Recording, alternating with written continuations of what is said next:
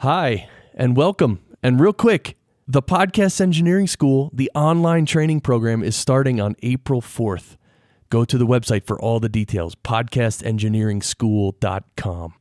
That's right, it's going to be online training. Barry, you like online training, right? Yeah, oh yeah. I thought so. So check out the website for more information, podcastengineeringschool.com. Hey, Barry, where do you want to start the show today? All right, first the Inkers. Oh, we're not going all the way back to the Inkers. This is session 41. Yes. Yes.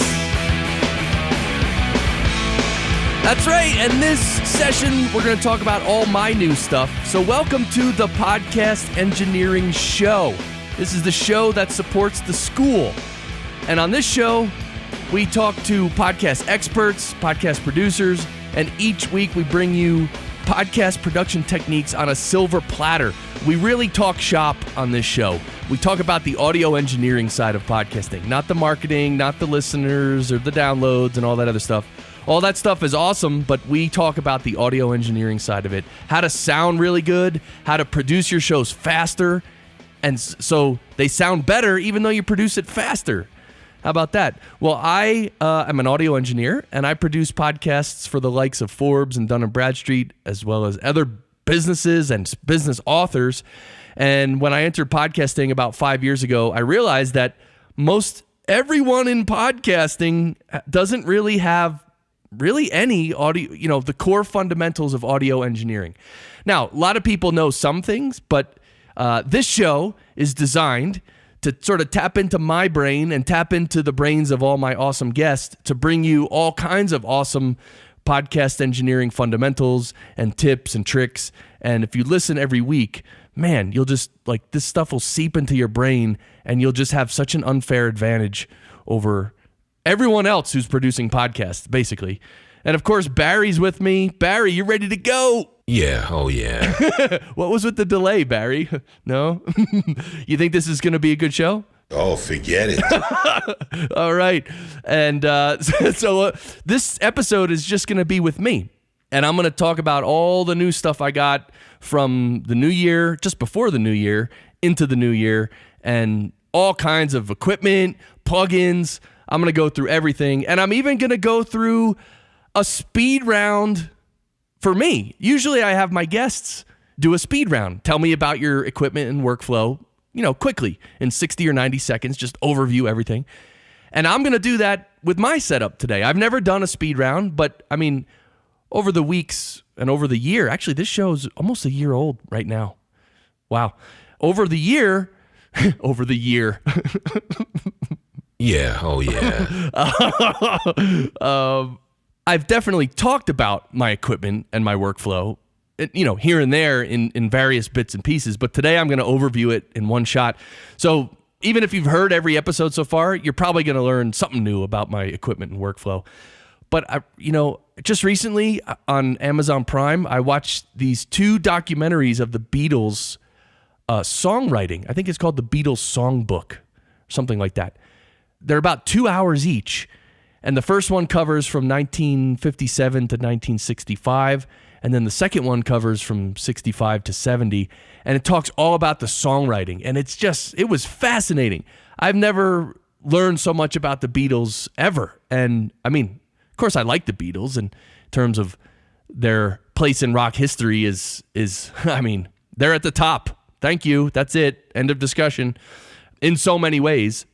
But anyway, so after seeing about all the songwriting, these two documentaries about songwriting and the Beatles and, Lennon and McCartney, how they work together, I bought the Beatles full catalog of CDs, which was remastered at Abbey Road Studios, and it was completed in 2009.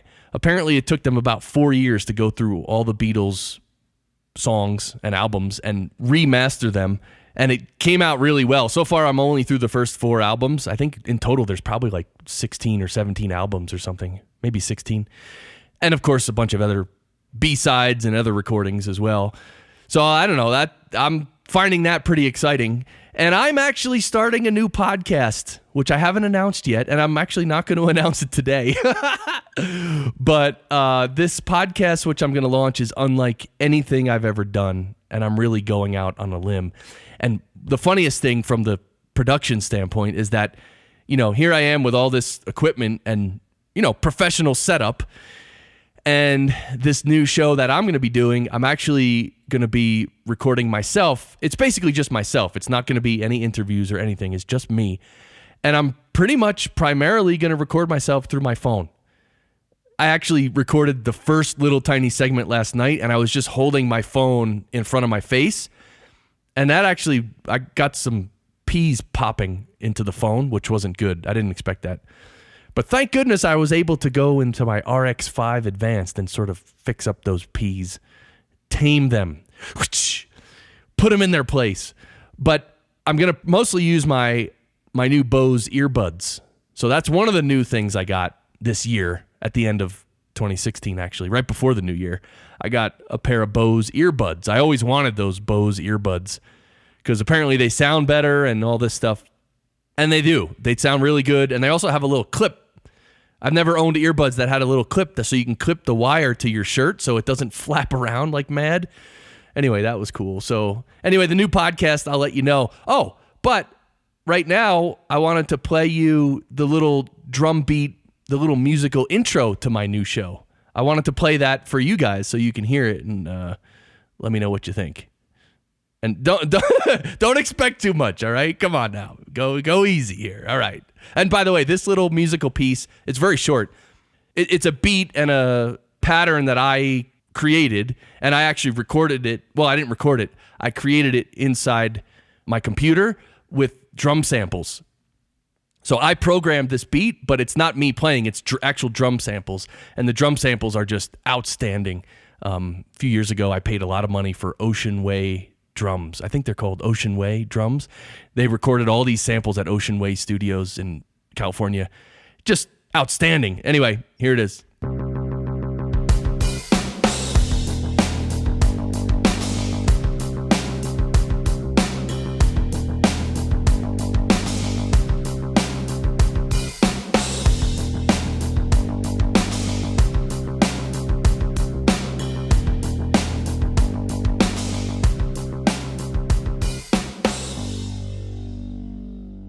Yes, and I plan on fading it much early. Like I plan on just coming in much earlier, so it'll kind of be like this. This is what I'm thinking.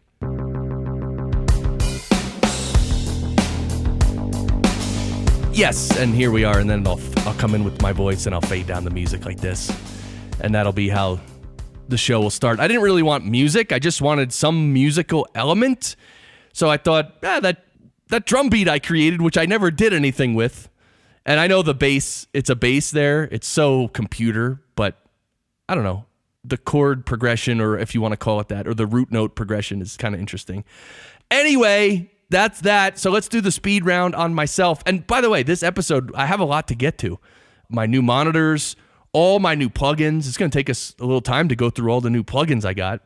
I'm going to describe them pretty well. Not in too much detail, but I'm definitely going to describe them. My new Portico 2 settings, which I'm going to talk about probably first. And there's a lot here. It's so cool, especially the plugins. So the speed round on myself.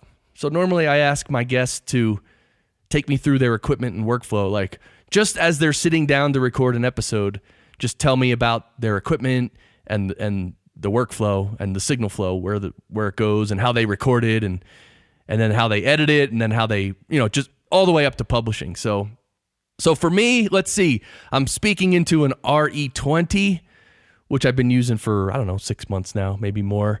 It's on a nice boom arm. I have this nice table. It's a round table with one of the sides like with a round cutout so I can sit in it or sit up to it.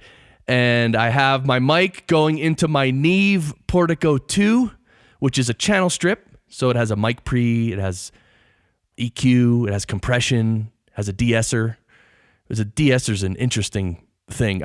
I'll explain that later. So the Portico 2, I go into there. Then I come out of my channel strip into my Mackie mixer. It's a Mackie 1642 VLZ4. And my mic comes up on a fader. of course, as we've talked about on other shows, that since I'm using my own channel strip with a mic pre, I have the gain, the mic pre gain on the mixer all the way down, and I have the fader at 0. Anyway, the mixer is obviously the center of my studio here, and so I also have 3 other computers, well, technically 4 other computers that all have their own audio interfaces. Usually it's a Focusrite 2i2. So I have 4 separate computers that are also going into the mixer. So I can have guests, one guest on Skype on one computer. I can be running Cast on another computer. I can be running a different Skype account, maybe, and making a phone call on a different computer. And so I run all my computers and my voice into my mixer. And I also run into my mixer the MacBook, not MacBook, it's a iPad Air. I think it's an iPad Air. I bought it about 3.5 years ago, something like that. Maybe 3 years ago. And it's an iPad. I think it's an Air. I'm not a Mac guy, so I'm not sure. Barry, what am I going to need to figure out which iPad I have? You're going to need a couple of horses or a couple of mules. Okay. That's not going to help, Barry. Anyway, the iPad is going into the mixer as well, onto its own fader. And that also gets recorded on its own tracks, a stereo track, because I play my intro music, right? I play my intro music in stereo. Yes! And that gets recorded on its own track. And I also, everything comes into the mixer, and to all the different computers for the mix minus, as they say, or the Q mix to each guest, I do have 4 aux sends on the board, so I'm sending to each laptop its own mix minus signal right from the Mackie mixer, which is nice. And then I'm coming out of the Mackie mixer, and my backup recorder is a Sony M10. It's a little handheld, digital recorder. It has 2 actually Omni microphones on it, so it's left and right, but they're both Omni, which is weird but they both pick up everything. So you get a little stereo separation, but actually not much. So I didn't care about that when I got it, because basically I'm coming out of my board into that recorder, and that's my backup. I run it every episode I record and produce. I run that, and I think maybe I've used the recording once in the last 3 years, once or twice. I never use it, but it's a backup. My main the main output of the mixer goes to, well, actually, I come direct out of each channel in my mixer. So every microphone in studio and every guest that's connecting through the internet and my music through the iPad, everything goes out of the direct out into my audio interface, which is a Focusrite Scarlett 18i20.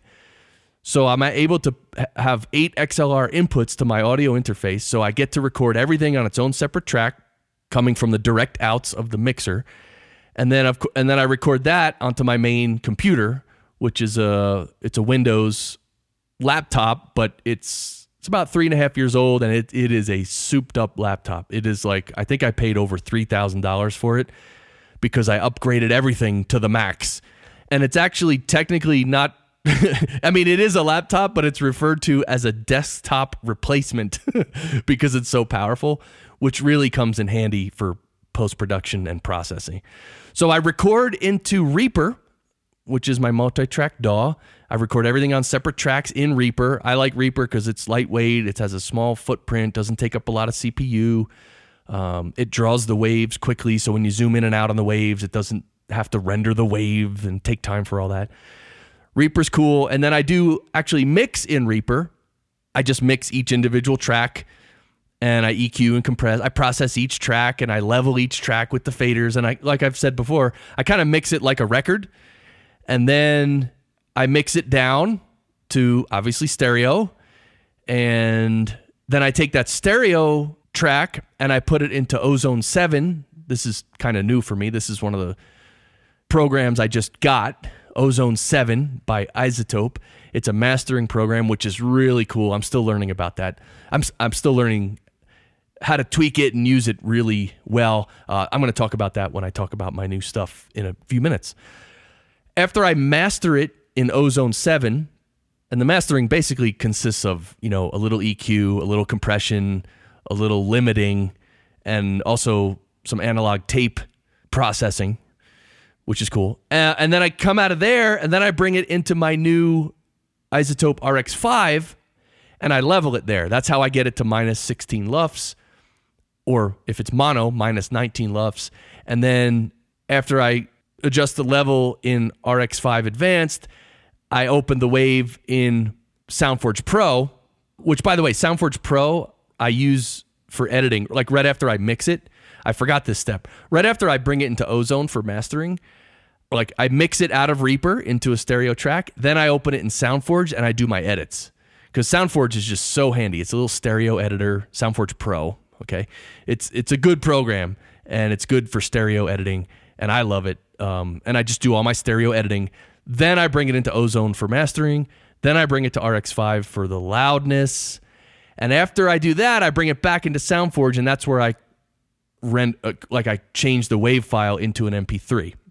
And typically I'm saving the MP3 in stereo at 128 kbps, standard quality.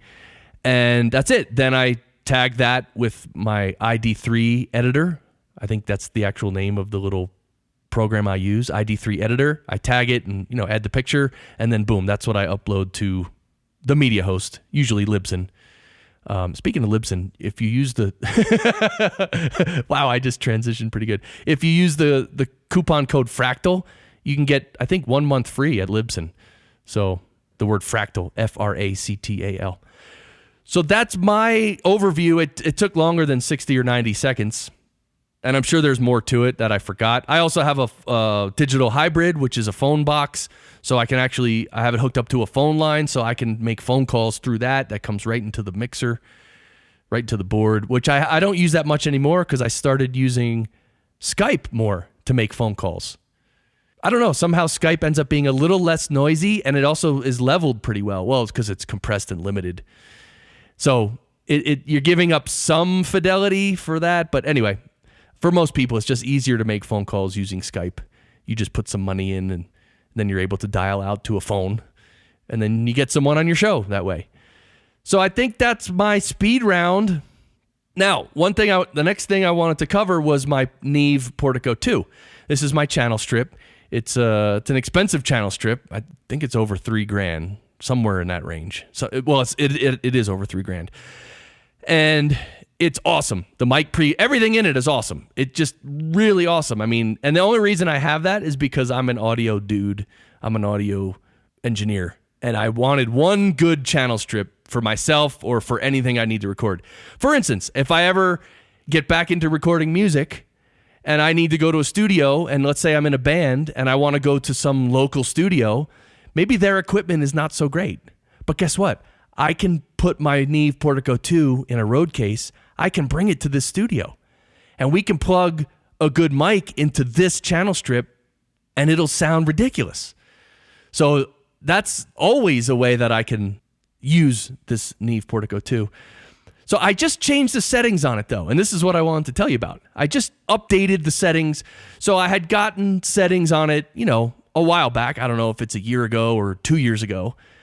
I dialed in my settings. Oh, you know what it was? When I got my RE20, I had to switch up my settings, right? Because it's a different mic, so you got to change all your settings because the level's different, the color of the mic is different, right? All this. So it had to be 6 or 9 months ago, let's say, that I completely updated all my settings on the Neve Portico 2 channel strip.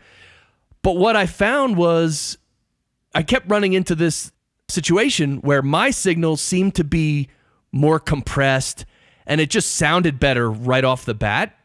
And then my guests' audio, because they weren't compressing it so much to tape, it needed some compression and this and that, but it was just a little difficult to match my guests' compression to my amount of compression, the dynamic range of it. So I decided that I wanted to have less compression on my signal, so the Neve Portico 2. I wanted to dial back the compression a little bit.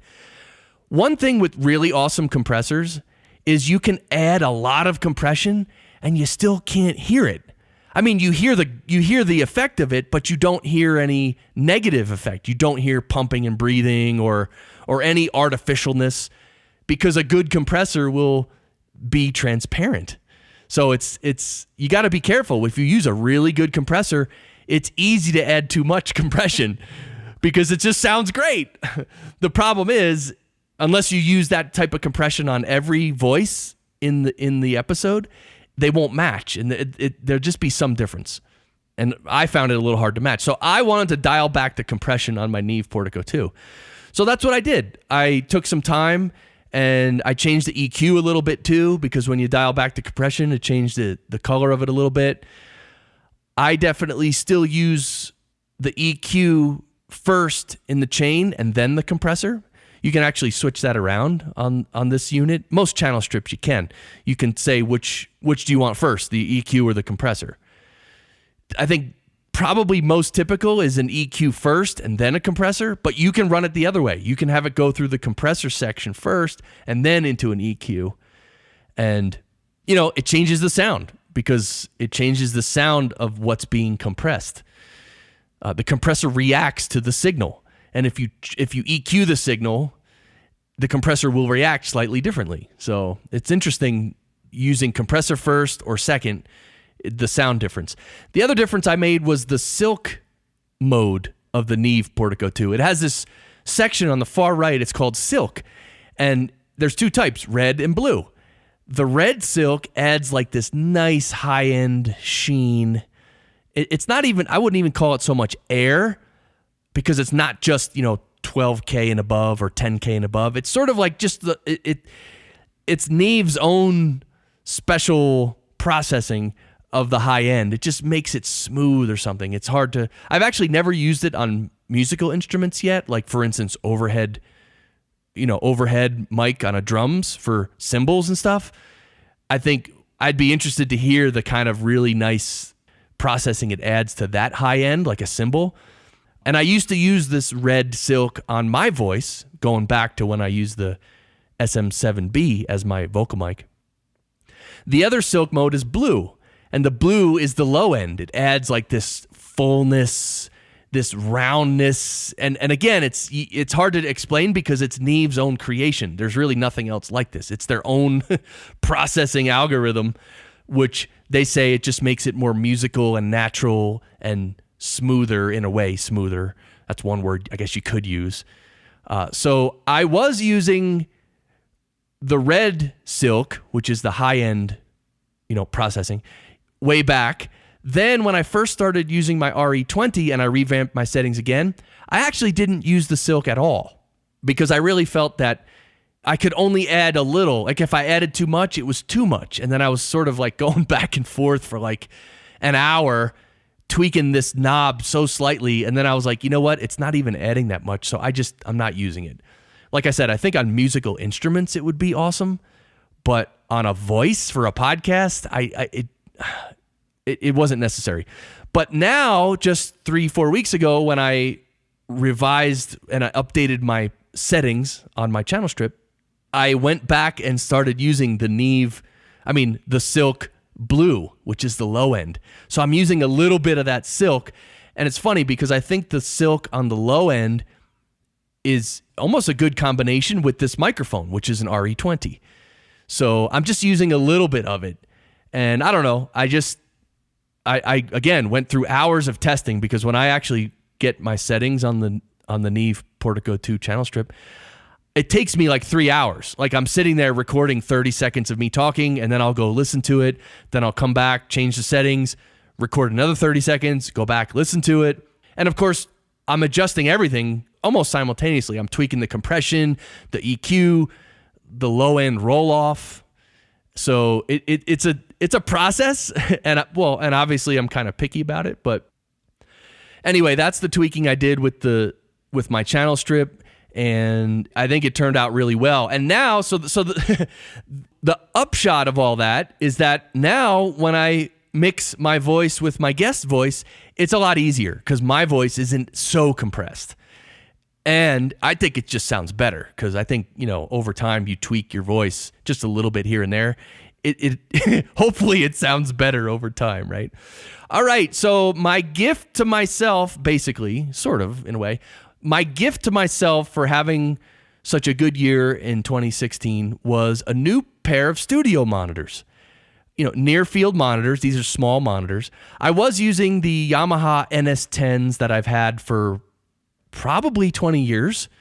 And those are the old style classic near field studio monitors. Those are like the standard, one of the standards, but probably the standard in near field monitors for a long, long time. And I went and looked online because I thought to myself, you know what, I'm going to treat myself with new near field monitors, because part of the thing with the Yamaha NS10s is that they don't make them anymore. And you can get parts for it. You can get tweeters and woofers and stuff. But I don't know. I've never replaced that. I probably could do it. And in fact, now that I think about it, I probably could do it. But anyway, I wanted to really, treat myself to nice near field monitors. And of course, the thing with near field monitors is you just don't want monitors that sound really good. You want monitors that are accurate. Because as an audio engineer, you need to know what you're hearing, period. You need to know. That is the ultimate reference for an audio engineer, is your studio monitors, usually near field monitors. So I wanted to treat myself. And I remembered back in my music days at the Hit Factory and Soundtrack, some guys would come into the studio and they'd bring their own near field monitors. And one of the monitors they brought, sometimes some of these guys brought, was the Genelec. I think they were 1031As. If I'm remembering the number, I might be completely wrong. But they were Genelec near field monitors. I think the woofer was probably 6 or 7 inches. It might have been 8 at the most.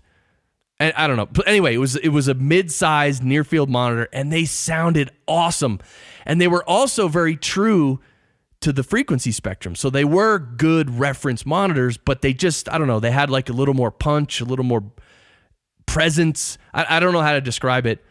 They had a little more low end than an NS10, because the NS10s typically have very little low end.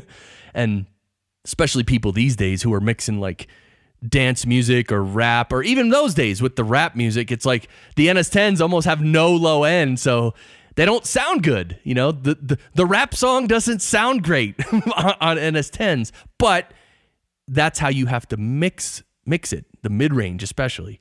So if you mix it so it sounds nice and tight and good and lively and full on an NS10, then when you go up to the big monitors or bigger speakers and you play it loud, then you can hear the thump and the body of it and all that. And that's good, because you need to hear that when you're mixing records. You need to hear it on big speakers, that thump, just to see if there's too much thump or too little thump, especially with rap when they use those 808s for the bass and the kick drums and stuff.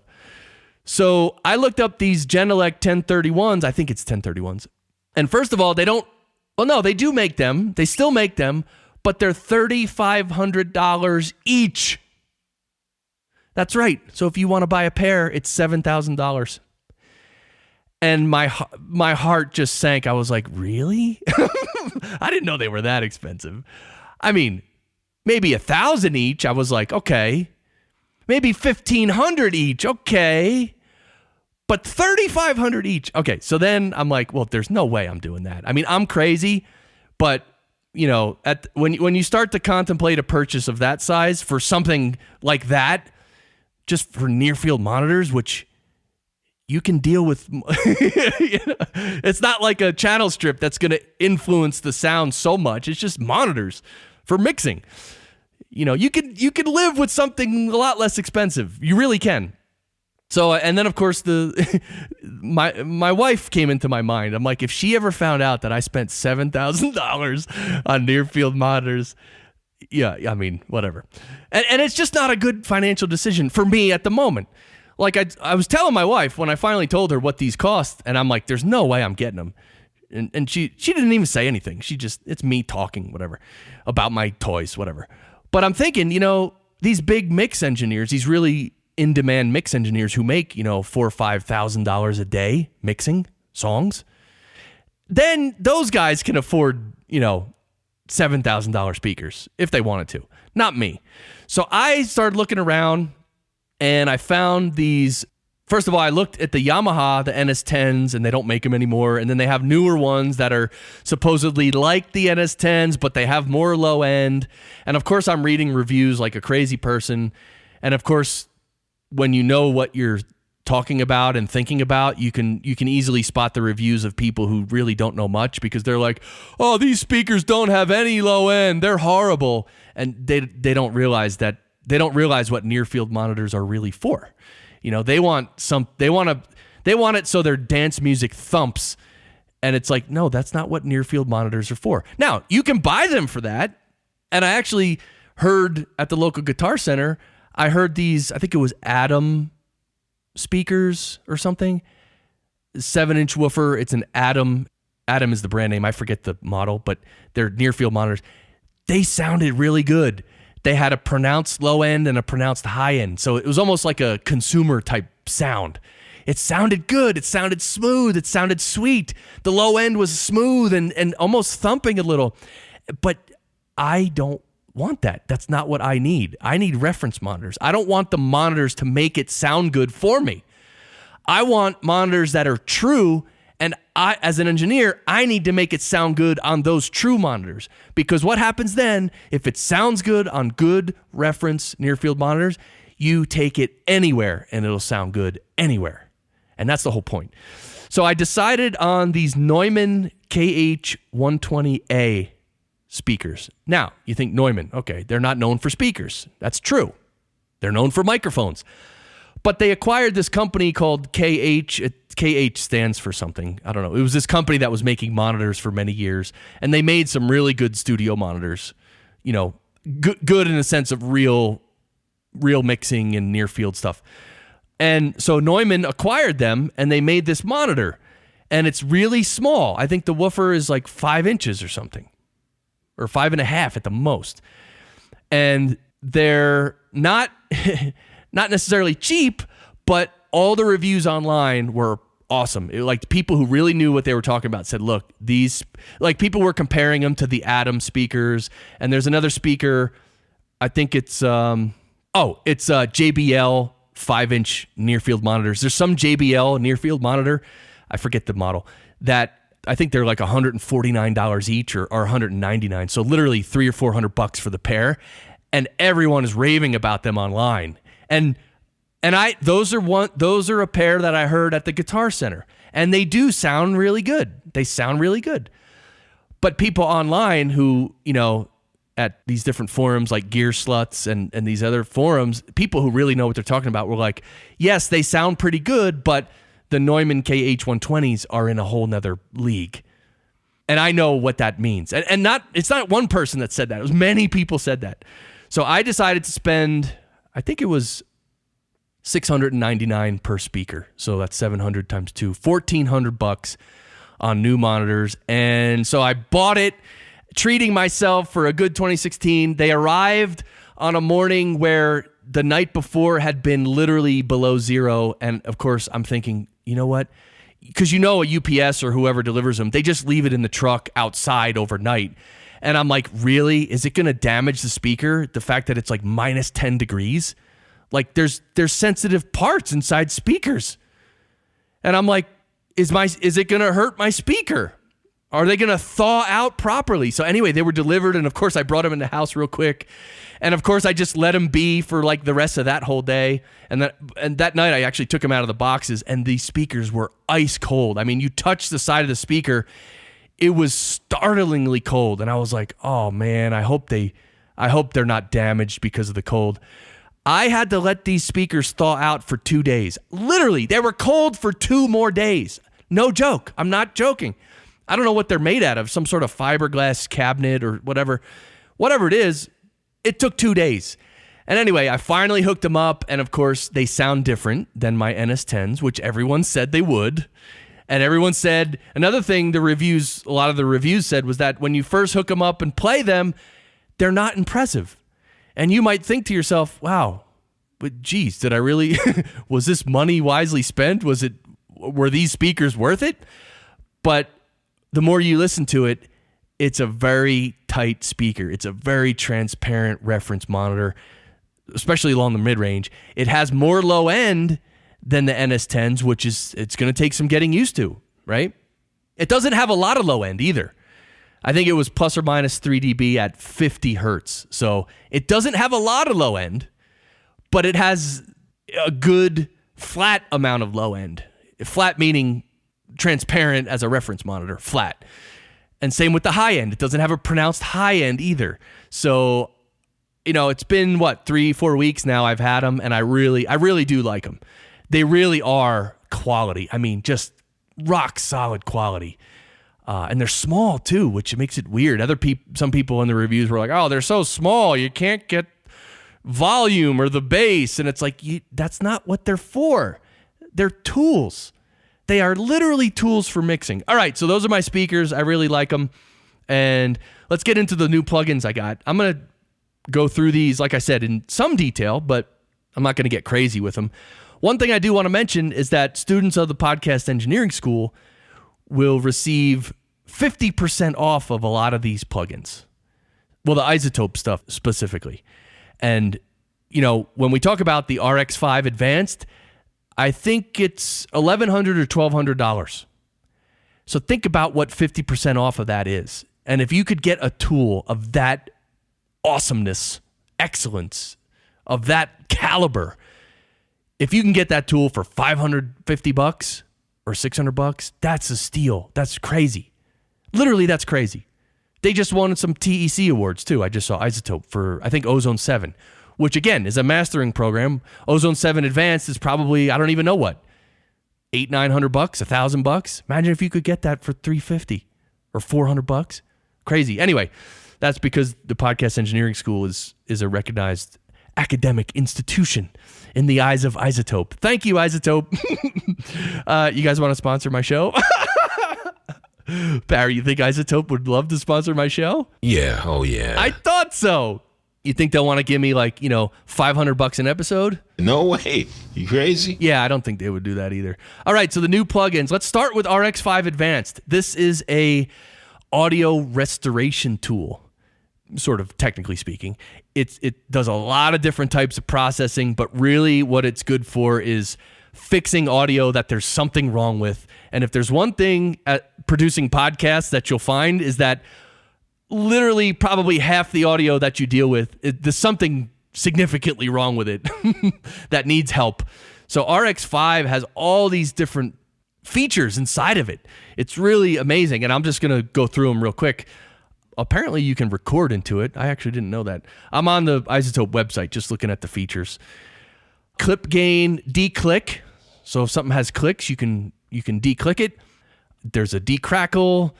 There's a declip. So the declip, this is huge because if there's audio that has digital clipping, this literally fixes it. Like it wasn't even there. And I'm not even joking.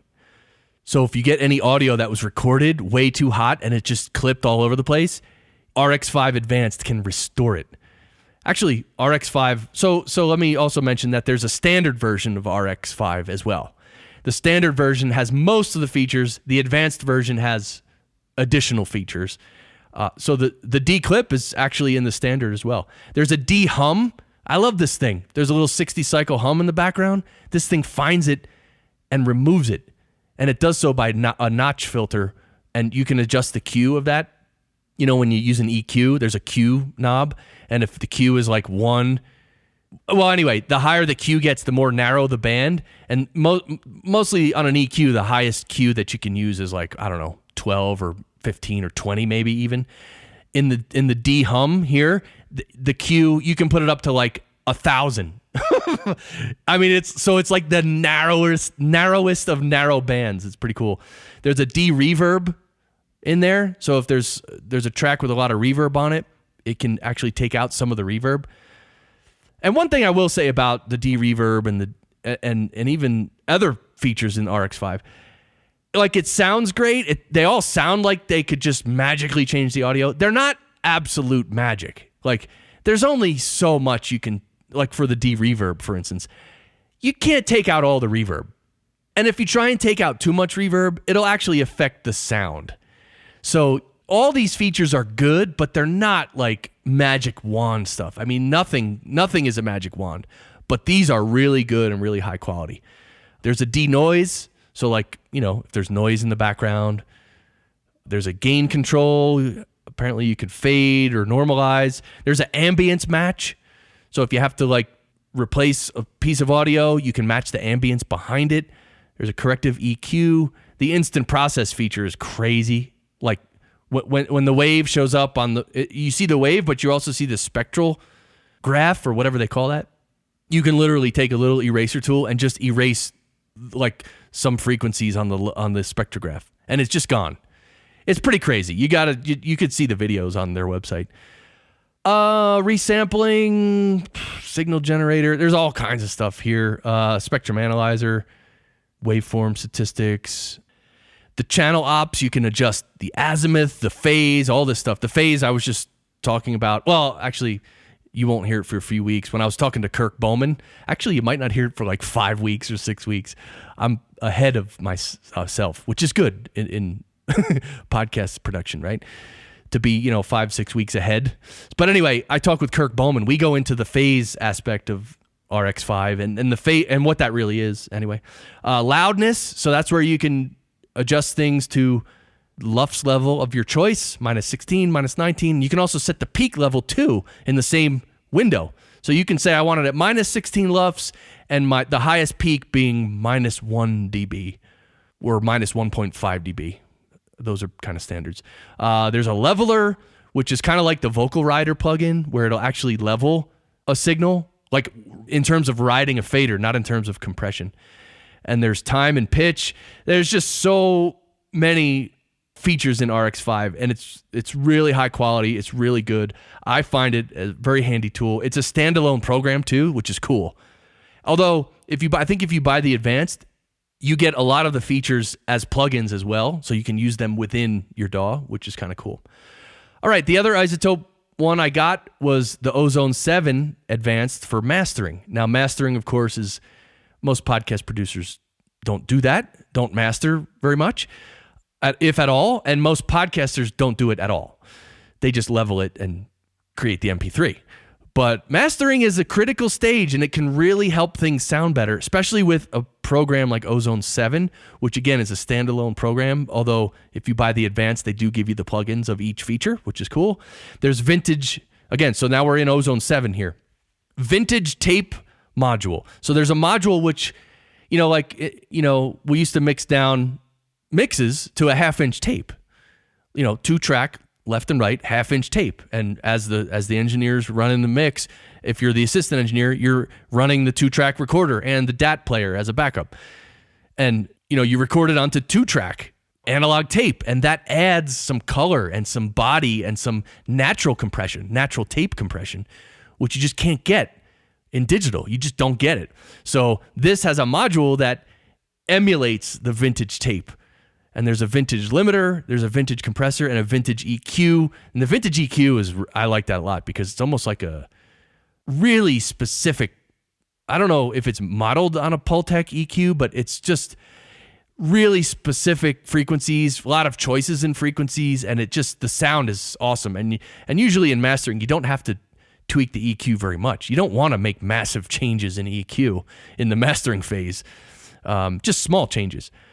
So there's a maximizer, which is sort of like a limiter. You can set the top of it, and it just raises the overall level and limits it at a certain point.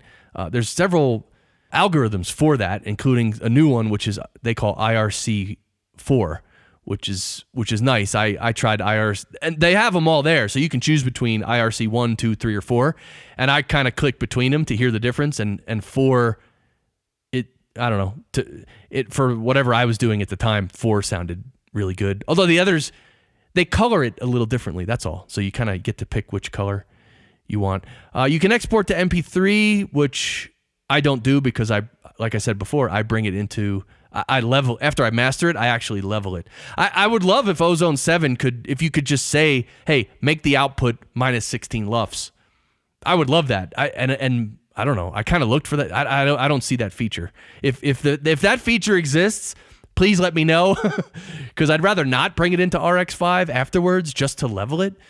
But it doesn't take much time anyway. So there's a dynamic EQ, and we're going to talk about this when I talk about Neutron, which I'm going to talk about next, which is a different product from Isotope. So those are like the 3 products from Isotope that I just got and I really like. RX5, Ozone 7, and neutron. So again, we're still in ozone 7. There's an equalizer, a maximizer, dynamics. There's an exciter, which is cool because the high end and the low end. Actually, the low end exciter, I've never tweaked a low end exciter before. Although there are certain hardware units that actually offer like an Aphex oral exciter, for instance. It does offer like a low frequency contour, and even the DBX 286 channel strip that also has a low contour and a high contour. So that you kind of are adding some low end smoothness with those, but the exciter in ozone 7 is pretty cool. Stereo imaging, so you can make your stereo image a little wider or narrower, and you can do that in bands, meaning low frequencies, low mids, high mids, high frequencies. Like you can make the high frequencies wider while leaving the lower frequencies more narrow. So you can really adjust the stereo spectrum. Again, in podcasting you're not going to probably be doing too much of that, but could come in handy. You could use a little bit of it, and that's the whole thing. And with this whole mastering software, there's such cool features. You can use a little bit of this, a little bit of that, and you come up with the sound. It just sounds better. I mean, everything. Every audio engineer knows that a mix coming off the board is one thing, but when it's mastered, it's another. It just finish it off. It polishes it. It just makes it like now it's ready for the public kind of feeling.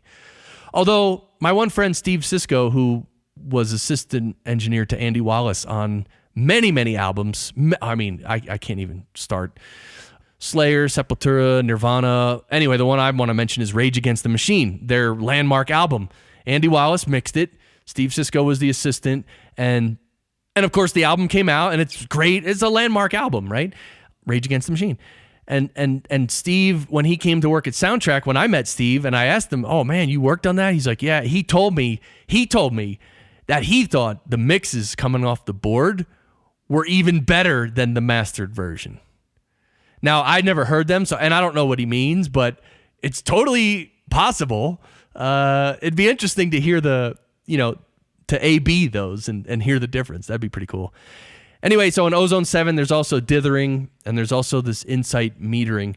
I haven't tried the insight metering. Actually, I haven't even found it. I don't know. Anyway, again, you buy these software programs, and like it just takes you some time to figure it all out. It's not like I'm sitting here for 3 weeks straight, 10 hours a day working with ozone 7.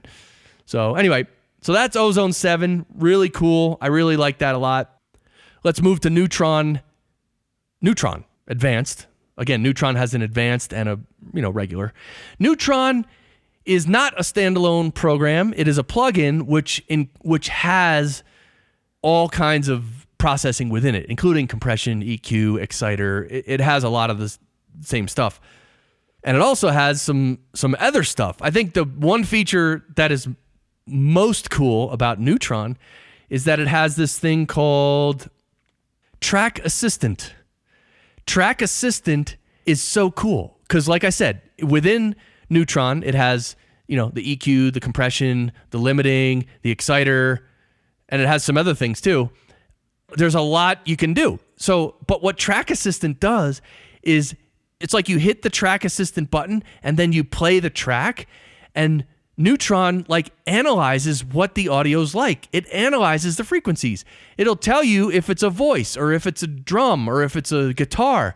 And then it'll actually bring up, it'll adjust the EQ settings and the compressor settings, and it'll give you almost like a baseline to start with. It'll find the EQ frequencies that it thinks you might want to boost or cut, and it will boost or cut them. It'll find the compression settings that work really well. In fact, most times I've been using it, it gives me 2 compressors in series. The first compressor with a light compression, the second one with a little more harsh compression. And then it gives the exciter, it adjusts the gain in the exciter and the frequencies. So now, this isn't magic, meaning it'll suggest from the audio content, it'll suggest all these settings, but obviously you have to go in there as soon as it adjusts them. It only takes 10 or 15 seconds.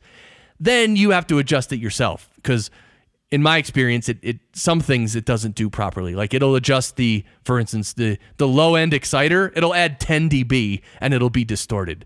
And that's just dumb. So I go in there and I just bring it all the way down to 0 and then it doesn't distort. And anyway, and then even the high frequency on the exciter, it might add too much, so I'll bring that down. So it's almost like it's giving you the suggestions, but then you obviously have to use your ears. But it does save a lot of time of going through and having to mess with it. So that's the main thing of Neutron, the track assistant. Well, I shouldn't say the main thing. It's one awesome thing. The other thing it does too, and again, I guess Ozone 7 did this too, but is the dynamic EQ. And dynamic EQ is not something I've messed with very much. In fact, at all. And I'm sort of, I need to sit down for like 2 or 3 hours and just really mess with the dynamic EQ and figure out how I can use it.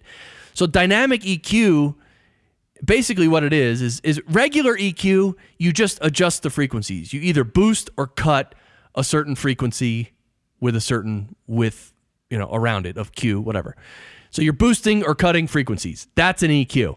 Dynamic EQ is the same thing, but it adds the dynamic element, meaning maybe you set the threshold to -10. And if the signal is below -10, then the EQ does nothing. It doesn't boost or cut. But when the signal goes above -10, like it gets louder, goes above -10, then the EQ will kick on. And then it will adjust whatever frequency it is.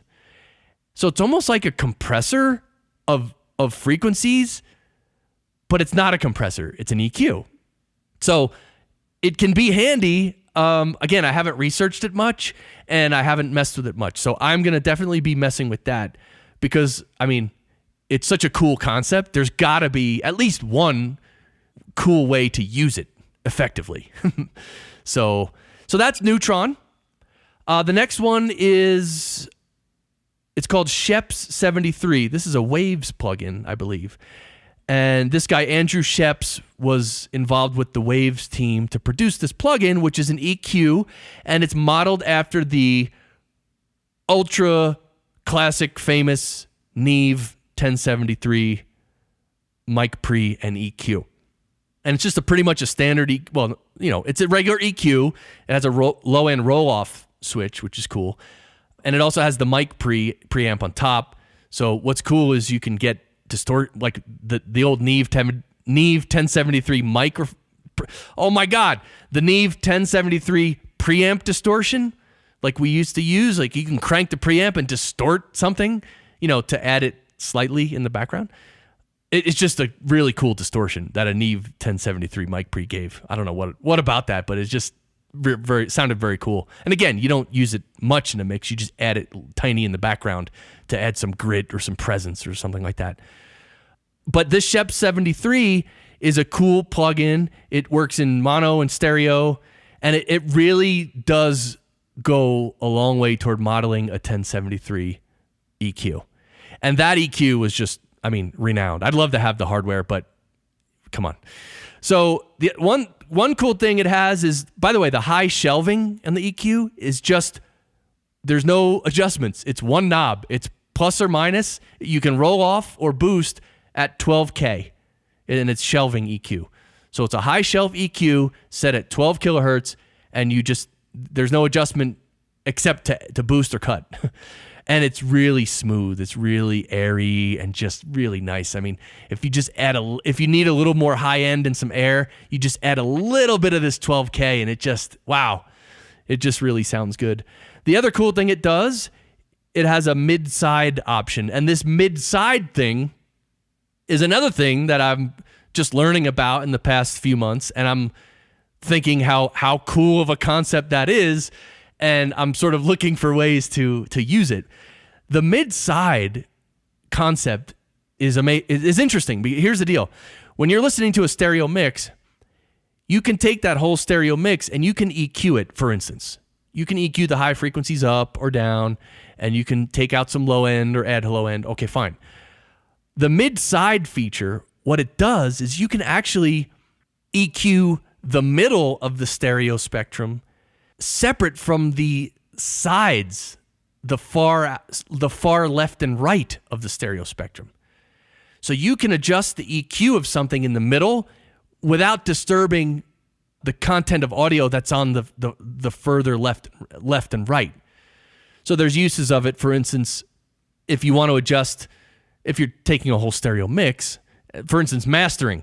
If you're mastering it, and let's say the EQ in the middle, let's say the vocal EQ is a little sharp. You want to just take out a little high end of the vocal EQ in a mix. Well, if you just EQ the whole mix, you're going to take some high end out of the whole mix. But if you just use a mid-side EQ and you just take out some high end from the middle, you'll take out, because usually the vocal's in the middle, you'll take out some high frequencies from the vocal, but for instance, the guitars and stuff on the left and right, they will not be affected as much. So it's really handy. And you can do it opposite too. You can add things or subtract things from the side, which is really the left and right, without affecting the middle. So anyway, again, cool concept. There's many, many ways you can use it. And I'm starting to investigate all the different ways I can use it. I haven't used it yet, actually, in anything, but I plan on it. All right. Another thing is let's cover the Abbey Road plugins. I did buy some Abbey Road plugins, and I bought the Abbey Road plates, which is a bunch of plate reverbs, which again, in podcasting, you might never use, but I am starting to use that old trick of just adding a slight amount of reverb to voices just to make them a little more full. And when I mean slight, I mean that like you won't even hear it, but it's just there so slightly that it just adds a little color and a little body or something. It doesn't add much, granted, but again, if you add a little bit of that, if you add a couple other things slightly, it does change the body of it and the quality of it, the color of it. So there's Abbey Road plates, which I've been messing with. They're awesome. Oh my God, they're awesome. And plate reverb is just, plate reverb has always been one of my, it's such a high quality reverb when it's a good plate. It's just, oh man, I don't know what it is about plate reverbs, but they're just so good in terms of recording and mixing, really. So then there's the Abbey Road J37 tape plugin, which I love this thing. Again, it's a tape emulator. So you can apply this J37 tape plugin to the entire mix, let's say, and it'll sound as if your whole mix is going to a 2-track tape machine. And so it just adds that analog element of that natural compression, the little, the high frequency and the low frequency, how the tape reacts to it. It makes it a little smoother. I mean, there's just something about tape that makes things just smoother, and it's hard to say what it does. I don't think I describe it very well, but it just sounds better. All right? That's it. It just sounds better. All right. The other thing that I realized I already had, because it was part of my Waves bundle, I think it was the Waves, it's the Gold bundle in Waves. The Gold bundle actually includes 2 plugins. One is called V-Comp, as in the letter V, like Vendetta, V-Comp, and then the other one is VEQ4. So it's a compressor and an EQ, and they're modeled, the V-Comp specifically is modeled after the old Neve 2254 hardware compressor. And the V-Comp, I have to say, is one of my favorite new compressors. It's so nice. It's just, you can set the release to auto, you can adjust the input and the output, you can adjust the ratio, which I've been really getting into using lower ratios like 2-to-1 or even 1.5-to-1. Anyway, there's no attack. You can't adjust the attack on the V-Comp, but it's just awesome. I don't know. It just makes the voice so much more present and closer, but without, it doesn't sound like it's compressing it at all. I'm loving it. And the VEQ4 I have used a few times as well. That is just, that has so many frequency options, and that's a really comprehensive EQ, and it's great sounding because it's modeled off of some old stuff. I don't know if it's a Neve or exactly. I actually didn't look up the VEQ4 before I started recording this episode, but I know it's just as high quality as the V comp. And I think Eddie Kramer's on there talking about how they did it or what's so good about it, stuff like that. All right, the Synaptech bundle. Well, this one, and Mark Johansson and I just bought this because it was on sale right around Christmas for, I think it was $500, and normally it's like, I don't even know, $1,100 or $1,500 or I don't know what it's, but there are 4 plugins in this bundle: Unfilter, Unveil, Unchirp, and Pitch Map, and they're all, I mean, they look awesome, and I know, and they sound awesome because you can watch the demos online. I have not used these plugins yet. I haven't even, I literally opened up one, turned a knob for like 10, 15, 30 seconds, and I was like, you know what? I need to, understand what I'm doing because they're so like advanced that there's just not the normal knobs. So anyway, the Synaptech Zap bundle I will be messing with, and I will be telling you guys all about it when I mess with it. And the last one I'm going to talk about is the de-esser, SPL de-esser dual band. This is the most recent one I got, and it was on sale. I forget what it was on sale for, but this is like one of the more expensive de-esser plugins. And apparently SPL made a hardware de-esser that was around for many years, and I probably still is around, and it was, very well liked by everybody. So they made a plugin. The thing I like about this de-esser, because I was using just the Waves de-esser, whatever that was, which is a good one. It's a little cheaper, and I don't know if it came with a bundle, but the Waves de-esser is good. It's okay. That's the one I was using for a long time. But I got this one because it's dual band, and some of my hosts and some of the guests, sometimes S's are a real problem. And using the one that I was using, the Waves single band, just a regular de-esser, sometimes it was too much S. it was too sibilant to fix with that. And de-essers are funny because you can use them, but you can't use them too much because then it doesn't sound right. It takes out too much S, and then you lose that intelligibility, which is, that's the balance you have to strike with the de-esser. You want the intelligibility, but you don't want the S to slice off my eardrums. So the SPL de-esser dual band, I just got it. I just started using it. I really like it because it's dual band. There's one band of de-esser at around 6 or 7 kilohertz, and there's actually a button for male and female to choose between 6 and 7 kilohertz. I believe it's 6 and 7. One website said 6 and 7. I thought I saw another website that said like 5 and 6.5 or something. But anyway, male voice sibilance is typically a little bit lower frequency than female voice. But, this is one of those cases where I don't care if it's a male or female. I'm going to use whichever mode sounds good. And I'm going to try them both. So if it is a male, but I put it on the female setting and that sounds better, I'm going to use that setting, right? So obviously you have to use your ears. So that's one band, is the female-male band of 6 or 7K. Then there's another band, which is a higher band, which I think is 11 or 12K, which is really handy to have these two bands, and you can adjust them separately. So you can see if what is irritating your ear is around 6 or 7K, that's okay. But sometimes those higher frequencies, there's too much of that when the sibilance comes. So I really like the dual band method, and I've tried it and I've been using it and I like it. I'm still tweaking it and stuff to my taste because these things, again, these plugins take time to learn. So that's it for today. I mean, I can't believe we went through all that, and just an episode by myself was longer than an average episode. But look, I think I got to talk about a lot of cool things, a lot of important things, and I'm really happy with all my new stuff. It kind of like the new year and, buying things to get the tax deduction and all that. It's just a really cool time of year. I wonder what you bought. If you bought stuff or you have new stuff, let me know in the comments. Of course, we'll be back next week with an expert guest, someone who is really cool, as is every week. And if you keep listening, this show will make such a difference. So I appreciate you listening, and I appreciate your engagement. So I'm happy to have you here. I love this show. And until next week, you know what to do. Sound great!